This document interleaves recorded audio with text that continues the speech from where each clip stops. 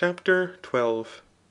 It is likewise evident what the things and persons are which occasion envy, and how those are affected that are envious, if envy is a certain pain arising from apparent prosperity in the above mentioned goods, when it happens to persons of a similar condition, not because this prosperity does not befal him who is envious, but because it falls to the lot of those who are the objects of envy.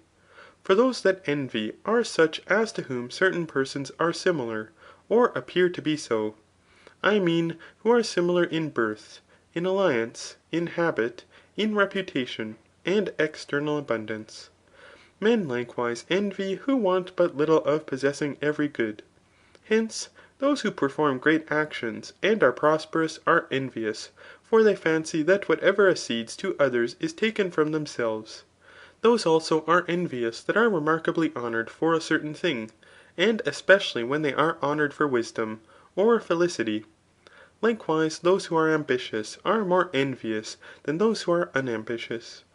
Those also are envious who wish to seem to be wise, but are not so in reality ; for they are ambitious of the honour which is attendant on wisdom. And in short, those are envious who are lovers of renown in any pursuit ; for in this pursuit they are envious. The pusillanimous also are envious ; for all things appear to them to be great. Hence, therefore, it is evident what the goods are which are the objects of envy. For envy is excited by those actions through which men pursue glory, contend for honour, and aspire after the good opinion of others. And nearly in all such things as are the effects of good fortune there is envy. But this is especially the case in those things which men either desire themselves, or fancy they ought to possess ; or in those things in the possession of which they are a little superior, or a little inferior to others. It is likewise evident who the persons are that are the objects of envy. For this was at the same time shown from what has been said about those who are envious. For men envy those who are near to them in time, in place, in age, and in renown. Whence it is said, That which is kindred knows how to envy." Men also envy those with whom they contend for honour ; for they contend for honour with the persons above mentioned.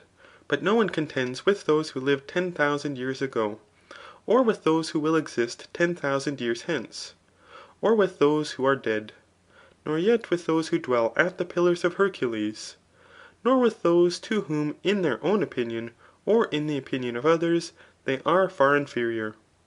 Nor in like manner do they contend with those to whom they are much superior.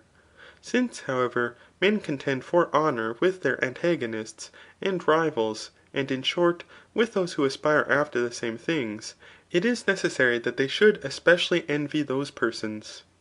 Hence it is said by Hesiod, the potter envies the potter. Those also who have scarcely obtained, or who have not at all obtained a thing, envy those who have rapidly obtained it. Men likewise envy those who by obtaining or acting rightly in any thing are a disgrace to them. But these are near and similar. For it is evident in this case that those who envy did not obtain the good which those whom they envy obtained, through their own fault ; so that this being painful produces envy. They also envy those who either have possessed these things, or who have obtained what it is fit for them to possess, or which they once possessed ; and on this account the more elderly envy the younger. Those likewise who have spent much on the same thing, envy those who have spent little on it. It is also evident what the things and persons are in which men of this description rejoice, and in what manner they are affected. For as those who are not thus affected are pained, so those who are so affected are delighted with contrary circumstances, [i. e. they rejoice when they possess the good which those are deprived of who resemble themselves. Hence, if the orator disposes the judges to be affected in the same manner as those who are envious, and if he shows that those who implore pity, or desire to obtain a certain good, are such as we have said those are who are envied, it is evident that they will not obtain pity from their masters.